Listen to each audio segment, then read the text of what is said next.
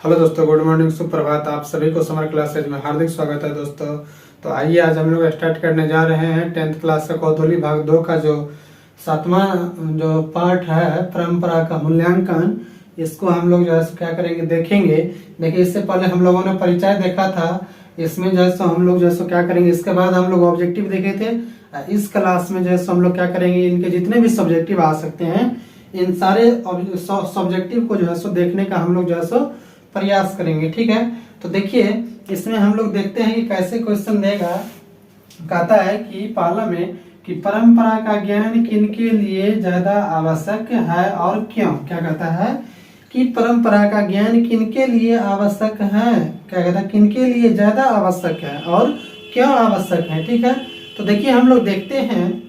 ये कहता है कि जो है उत्तर में कि जो लोग साहित्य में युग परिवर्तन करना चाहते हैं, क्रांतिकारी साहित्य रचना चाहते हैं, उनके लिए साहित्य की परंपरा का ज्ञान आवश्यक है। सही बात है कि जो लोग जो है क्या करना चाहते हैं, युग में परिवर्तन करना चाहते हैं, जो लोग साहित्य में युग में परिवर्तन करना चाहते हैं उनके लिए, और क्रांतिकारी साहित्य की रचना करना चाहते हैं उनके लिए जो है साहित्य परंपरा का ज्ञान क्या है, आवश्यक है। बिना जो है साहित्य ज्ञान परंपरा के कारण जो है हम लोग जो है एक अच्छे जो है किसी भी साहित्य या युग निर्माण का कार्य नहीं कर सकते हैं। ठीक है, देखता है कि उनके लिए साहित्य की परंपरा का ज्ञान आवश्यक है। कहता है क्योंकि साहित्य की परंपरा से प्रगतिशील आलोचना का ज्ञान होता है, जिससे क्या कहता है कि जिससे साहित्य की धारा को मोड़ कर नए प्रगतिशील साहित्य का निर्माण किया जा सकता है। सही बात है। कहता है क्योंकि साहित्य की परंपरा से प्रगतिशील आलोचना का ज्ञान होता है। क्या होता है, जो साहित्य की जो परंपरा है उससे क्या होता है, तो प्रगतिशील आलोचना का ज्ञान होता है, जिससे साहित्य की धारा को मोड़कर एक नए प्रगतिशील साहित्य का हम क्या कर सकते हैं, निर्माण कर सकते हैं, जिससे जो प्राचीन काल की जो बहुत सारी समस्याएं हैं उन सारी समस्याओं को खत्म करके जो है हम एक नए सिरे से एक नए इतिहास का क्या कर सकते हैं, निर्माण कर सकते हैं। ठीक है, इसी तरीके से देखिए कि इसमें दूसरा क्वेश्चन जो कह रहा है कि परंपरा के मूल्यांकन में साहित्य के वर्गीय आधार का विवेक लेखन क्यों महत्वपूर्ण मानता है। क्या करता है कि परंपरा के मूल्यांकन में साहित्य के वर्गीय आधार का विवेक से लेखन क्यों महत्वपूर्ण मानता है।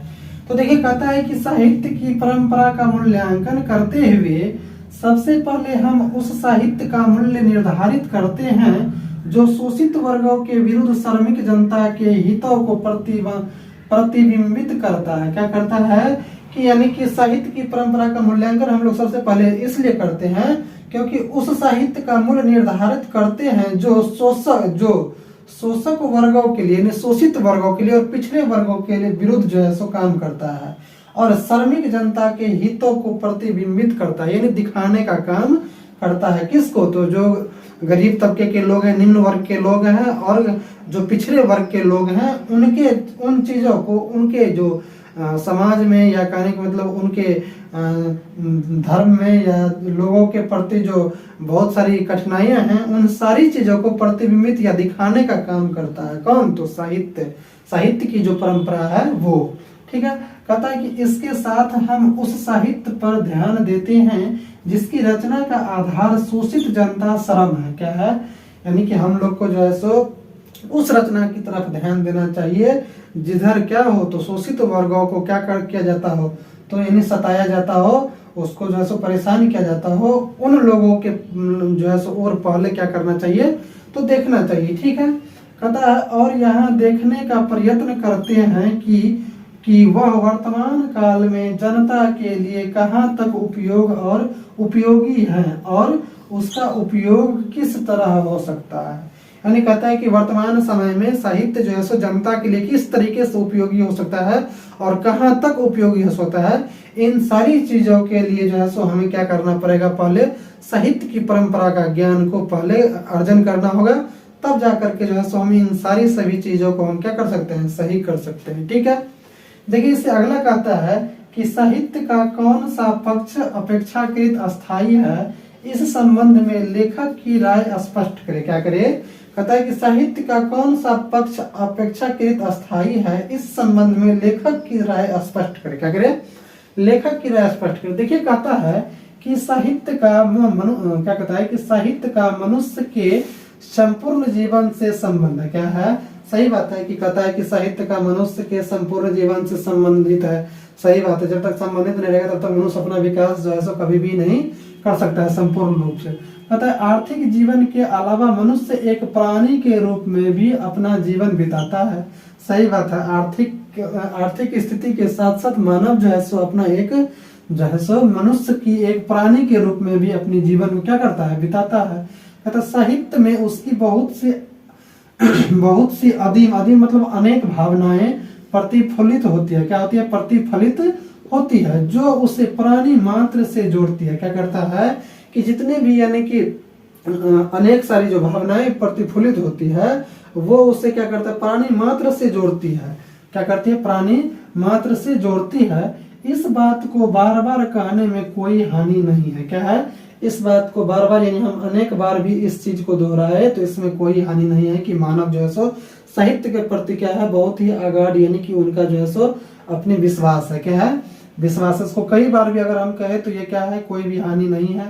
कहता है कि हानि नहीं है कि साहित्य विचारधारा मात्र नहीं है। ये सही बात है, साहित्य जो है सो क्या है? एक विचारधारा ही मात्र नहीं है, उसमें मनुष्य का इंद्रिय बोध, उसकी भावनाएं भी व्यतीत होती है। सही बात है, विचारधारा ही सिर्फ नहीं है, उसके साथ साथ मनुष्य का इंद्रिय ज्ञान जो होता है, क्या करना चाहिए जीवन में, नहीं करना चाहिए, किस तरह की कार्य को करना चाहिए, किस तरह की कार्य को नहीं करना चाहिए, हम अपने जीवन को किस तरीके से बेहतर तरीके से बिता सकते हैं, इन सारी इंद्रिय ज्ञान का जो है सो क्या कराता है? जो है सो बोध कराने का काम करता है। क्या करता है? बोध कराने का काम करता है। यही चीज कहता है, इंद्रिय बोध, उसकी भावनाएं भी व्यतीत होती है। सही बात है। कहता है साहित्य का यह पक्ष अपेक्षाकृत अस्थायी होता है।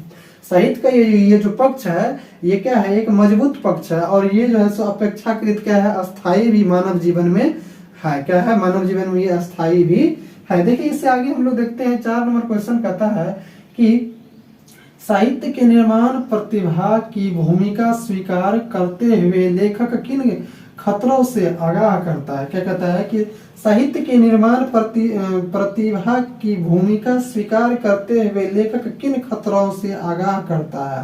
तो देखिए कहता है कि लेखक साहित्य क्या कहता है?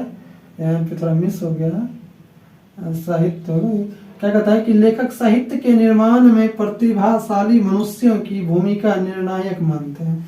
सही बात है कि लेखक जो है सो साहित्य के निर्माण में जो प्रतिभाशील लोग हैं उन मनुष्यों की जो भूमिका है वो क्या मानते हैं? तो निर्णायक मानते हैं, बहुत ही मजबूत मानते हैं। ठीक है, ये कहता है कि लेकिन उन्होंने इस संबंध में सावधान किया है कि मनुष्य जो करते हैं वह सब अच्छा ही होता है, ये आवश्यक नहीं है।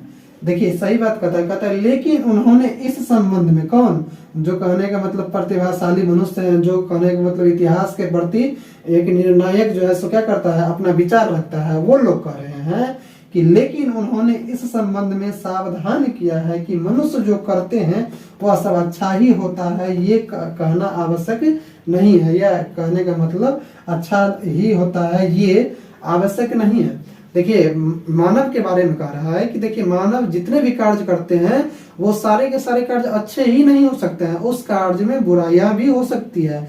ये अगर हम कहें कि पूर्ण रूप से कि मानव जितने भी कार्य करते हैं वो सारे के सारे कार्य अच्छा ही है, ये कहना मेरे लिए आवश्यक उतना नहीं हो सकता है या तर्कपूर्ण नहीं हो सकता है। इसलिए क्योंकि मानव जो कार्य करते हैं उसमें क्या हो सकते हैं? खामियां भी हो सकती है। ठीक है, यही चीज यहाँ कहता है मनु कहता उनके आगे देखिए, कहता उनके श्रेष्ठ रचना में दोष नहीं हो सकते हैं, ऐसी कोई बात नहीं है। देखिए सही बात है कि जो कहने का मतलब हमारे जो महान जो साहित्यकार हैं या जो साहित्य के लेखनकार हैं उनके बारे में कह रहा है कि ऐसा भी नहीं है कि जो लोग कहने का मतलब साहित्य को लिखते हैं, जो विद्वान साहित्य को लिखते हैं या रचनाकार साहित्य को रचना करते हैं, ऐसा नहीं है कि वो जो लिख रहे हैं वो सारी की सारी बात सरमान ही सही ही हो।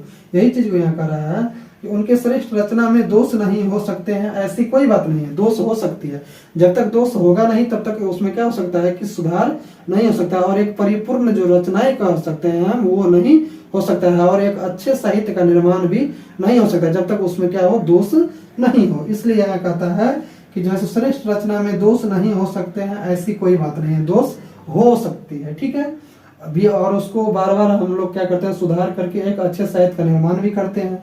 कहता है इनके कृत्व को क्या कहता है, कृतित्व को दोष मुक्त मान लेना साहित्य के विकास में खतरनाक सिद्ध हो सकता है। देखिए कहता है कि इनके जो भी लिखा, जो भी उनके हमारी रचनाएं हैं, उन रचनाओं को अगर पूर्ण रूप से दोष मुक्त अगर मान ले, उसमें अगर हम कह दे कि नहीं खामियां नहीं है, तो ये मान लेना साहित्य के विकास में क्या है, एक बहुत ही जो है सो खतरनाक बात है। इसलिए क्योंकि कहने का मतलब अगर हम एक ही बार में कह दे कि नहीं सर्वमान सत्य है कि जितना भी लिखा गया है वो इतिहास साहित्य में जितना भी लिखा गया है वो सारा का सारा सही ही है, तो ये हमारा कहना क्या होगा, गलत होगा। और इतिहास के क्षेत्र में क्या होगा या साहित्य के क्षेत्र में क्या होगा, वो एक बहुत खतरनाक बात होगा, ठीक है। इसी चीज को कहता है कि इनके कृतित्व को दोष मुक्त मान लेना साहित्य के विकास में क्या होगा, खतरनाक सिद्ध हो सकता है। सही बात है, खतरनाक सिद्ध हो सकता है। इसलिए आगे देखिए कहता है कि प्रतिभाशाली मनुष्य की अद्वितीय उपलब्धियों के बाद कुछ नया और उल्लेखनीय करने की गुंजाइश बनी रहती है। देखिए कहता है कि प्रतिभाशाली मनुष्य जो होते हैं वो अद्वितीय काम को करने के लिए, अद्वितीय मतलब होता है अद्वितीय मतलब यानी कि एक विशेष कार्य को करने की उपलब्धियों के बाद भी कुछ नया और उल्लेखनीय करने की गुंजाइश बने रहते हैं। मान लीजिए कि प्रतिभाशील लोग जो होते हैं वो कितना भी बड़ा कार्य क्यों नहीं कर दे, वो हमेशा चाहता है कि और बेहतर हो, उसमें और बेहतर हो और बेहतर हो। और इसी तरीके से जो है सो इन सारी उपलब्धियों के कारण जो है सो जो उल्लेखनीय कहने का मतलब या जो बड़े विद्वान होते हैं या साहित्यकार होते हैं या लेखक होते हैं, वो क्या करते हैं कि जो है सो हमेशा अपनी जो है सो साहित्य या जो भी कहानियां जो भी ये ग्रंथ लिखते हैं, उन सारी चीजों में हमेशा ये प्रयास रखते हैं कि उसमें क्या हो, तो सुधार का गुंजाइश हो, क्या हो उसमें सुधार हो, हमेशा परिवर्तन होते रहे ताकि एक नया चीज उसमें क्या हो आते रहे, और वो उसी तरीके से साहित्य का एक मजबूत जो है सो अपना पक्ष जो है सो रख सके। कौन, तो साहित्य, ठीक है। यही चीज यहाँ कहता है कि अद्वितीय उपलब्धियों के बाद भी कुछ नया और उल्लेखनीय करने की गुंजाइश बनी रहती है। और इसी कारण से जैसे वो हमेशा निरंतर क्या करता रहता, प्रयास कर करके नई नई चीजों को समाज में लाने के लिए प्रयास करते भी रहता है, ठीक है। तो इसी तरीके से ये इतने जितने भी क्वेश्चन इससे आ सकते थे, महत्वपूर्ण क्वेश्चन को हमने आप लोगों को कराने का प्रयास किया, तो शायद आप लोग ये समझ भी गए होंगे। तो मिलते हैं हम लोग इससे अगले क्लास में। तब तक के लिए आप लोगों को यह क्लास अगर अच्छी लगी हो दोस्तों, तो क्लास को लाइक कर दीजिएगा, सब्सक्राइब कर दीजिएगा और शेयर कर दीजिएगा और कमेंट करना नहीं भूलिएगा दोस्तों। तो मिलते हैं हम लोग इससे अगले क्लास में, तब तक के लिए जय हिंद, जय भारत।